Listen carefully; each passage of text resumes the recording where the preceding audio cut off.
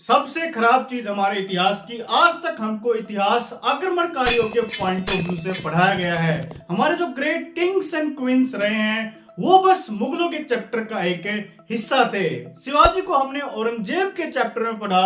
रानी ताराबाई वो great queen जिसने single handedly 10 साल तक अपने राज्य को औरंगजेब से बचा के रखा, उसके बारे में इतिहास में बस कुछ ही लाइन। अकबर और दुर्गावती के बारे में सब जानते हैं, पर इतिहास में इनके बारे में भी बस एक पैराग्राफ लिखा गया है। लेकिन आज हम आपको रानी दुर्गावती की सच्चाई बताएंगे। दुर्गावती बुंदेलखंड के राजा की बेटी और किंग दलपत जो गोंडवाना के राजा थे उनकी धर्मपत्नी। अनफॉर्चुनेटली राजा दलपत की डेथ उस टाइम पे होती है जब उनका बेटा वीर नारायण बस 5 साल का था। अब रानी दुर्गावती जो एक विधवा भी थी और एक बच्चे की मां भी, रानी दुर्गावती ने ना सिर्फ गोंडवाना राज्य को संभाला बल्कि एक्सेप्शनली वेल तरीके से मैनेज करके भी दिखाया। रानी के अंडर 70,000 गांव थे, जिसमें से 1/3 रानी खुद मैनेज करती थी और बाकी के गांव मंत्रियों को दिए हुए थे। अबुल फजल जो अकबर के टाइम के इतिहासकार थे वो लिखते हैं कि रानी की हिम्मत, लीडरशिप, पर्सनैलिटी ऐसी थी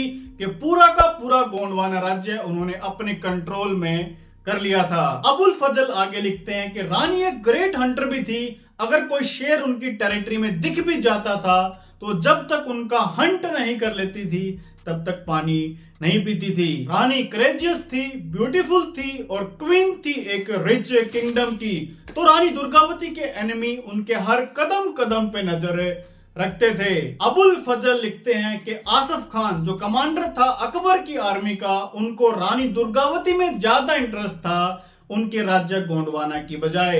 आसफ खान बस एक सही मौके की तलाश में था और वो मौका आया साल 1956 में जब अकबर ने आसफ खान को 10,000 सैनिकों के साथ गोंडवाना पे चढ़ाई करने की आज्ञा दी। अब गोंडवाना वालों के सामने ना सिर्फ राज्य की बल्कि अपनी महारानी की इज्जत का भी सवाल था, क्योंकि अगर ये युद्ध हारते तो रानी दुर्गावती को ले जाया जाता अकबर के हरम में। रानी दुर्गावती ने अपनी 5,000 की सेना के साथ, जिनमें उनका खुद का बेटा वीर नारायण भी था, मार्च किया। बेशक मुगलों की सेना डबल थी।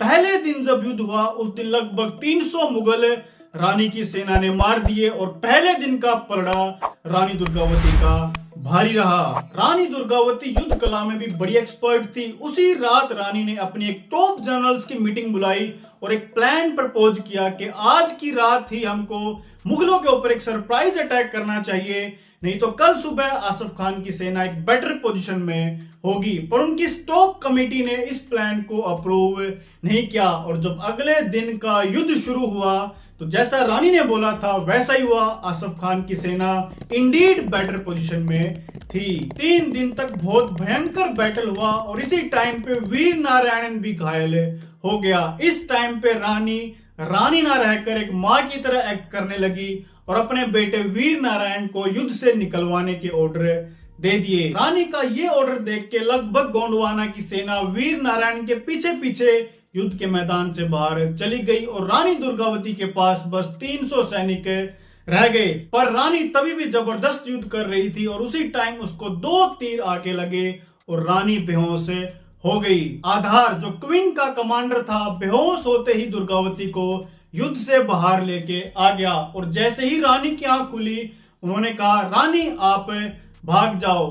पर हिंद की ये वीर बेटी आधार को बोलती है कि आधार तुम मेरे को मार दो, पर अपनी महारानी को मारने की हिम्मत आधार में नहीं थी। तभी रानी दुर्गावती ने खंजर निकाला और उस खंजर से खुद को मार दिया।